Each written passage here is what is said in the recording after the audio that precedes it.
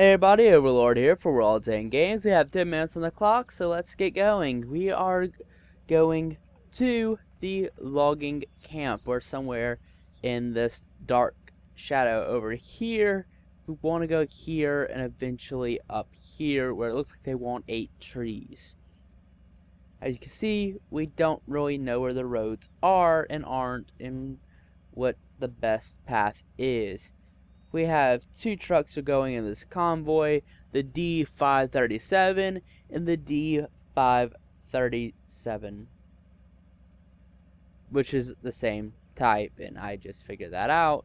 But this one's a utility truck and the other is this truck, and they're not the same thing, so quit being racist and saying they all look alike. They're similar. Okay? Okay. This is a second redo of this video because I spent about the past 14 trying to get over a heel, and I decided that maybe it would be a good video if I wasn't yelling the whole time. So, we're more or less running a convoy. By the way, this vehicle does seem to turn a little bit sharper, which is nice.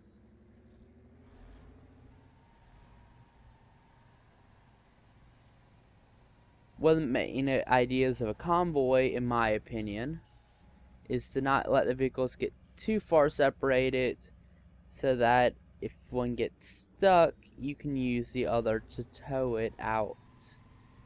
Since all vehicles in the game seem to have some sort of towing usefulness involved. And yes, I have invested myself in using the built-in clock program since videos lately have been running long, and let's face it, you only have 10 minutes a day to listen to my voice before you have to do other things like get a job, you hippie. Anyway, by switching between vehicles, all-wheel drive seems to turn off while diff lock stays on. You can kind of use that to your discretion, I suppose.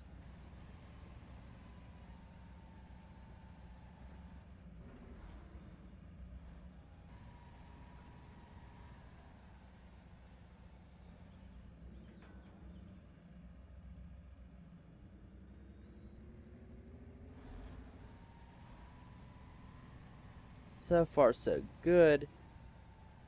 By avoiding the water's edge, it looks like there might be a little bit less mud, but I might just jinx the crap out of myself, even though this is already a pre-made map. So, take that, superstition. I out-logicked you, because you're totally based in logic, and that makes me feel better about myself. Don't judge me.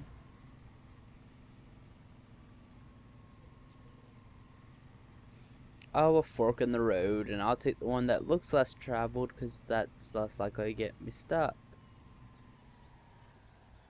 Or I can look at the map and see which one's more likely to lead in the direction that I need. Which is gonna go to the right, it looks like. Going to the left likely leads farther up the mountain. Eventually I need to get down here where it looks like there's a little shrivel of a road that takes me to the lumber, which is weird because there's a lot of trees. So apparently some trees are lumber and others are not lumber, like some sort of anti-lumber for maybe like a trap for like hippies or something. So like when they hug them, they get stuck with like a splinter. I don't know.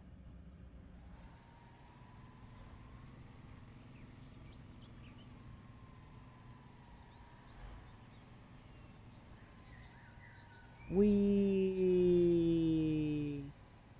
The game is running a little bit slow with my recording software going, so yeah. I might turn down the graphics more than I have already. I think it's on medium right now, but I might just turn it down. May I also close out some of the background programs. I do have our previous video being converted into, you know, a video.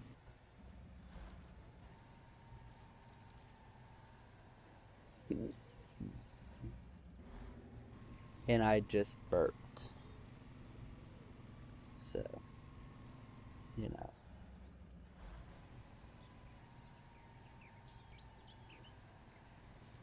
If as slow as the process is of driving, this is likely to be a fairly long video series unless I skip a few parts. So, I don't know, we'll get to that when we get there. I think you'll appreciate it, the whole thing. But we'll just see how it goes. By the way, if you are interested in seeing how and when I do get there, feel free to like and subscribe and share so your friends also know that you're into Russian trucks of doom, and it's not just, you know, compensating in secrecy, because people do that with video games nowadays. It's a huge epidemic. I mean, why else do they put RPGs in Grand Theft Auto? Those pixels are compensating, I tell you.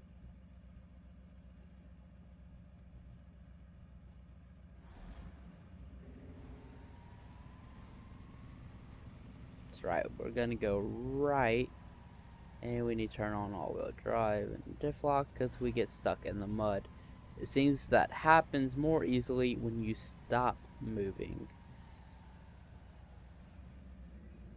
It's not a whole lot of concrete, and I'm guessing these vehicles weigh something like 30 tons. So sinking into the ground's just kind of their thing. However, I advise against using them unnecessarily because it uses like twice the amount of fuel.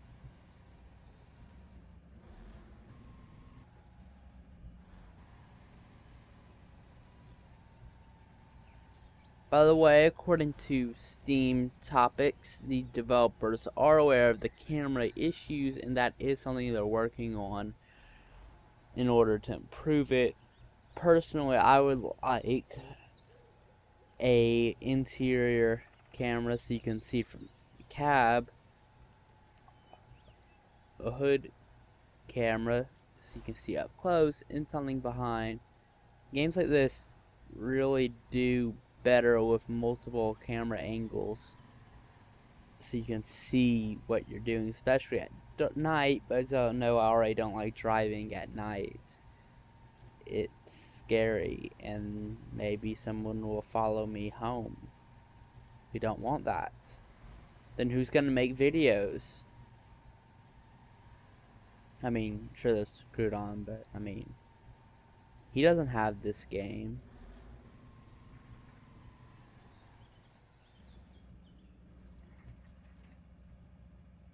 Alright, let's check the map.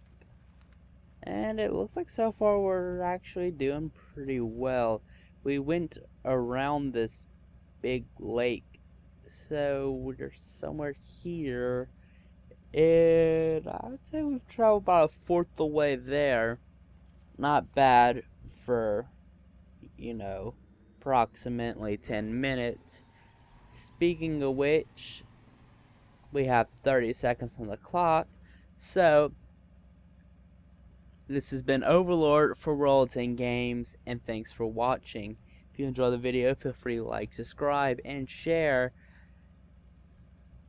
And when we come back, I will have moved the other truck here, and we can probably go forward, I guess, or maybe towards the right. It's kind of hard to tell what's a road and what's just a clear field of doom. And that is the buzzer. So thanks for watching.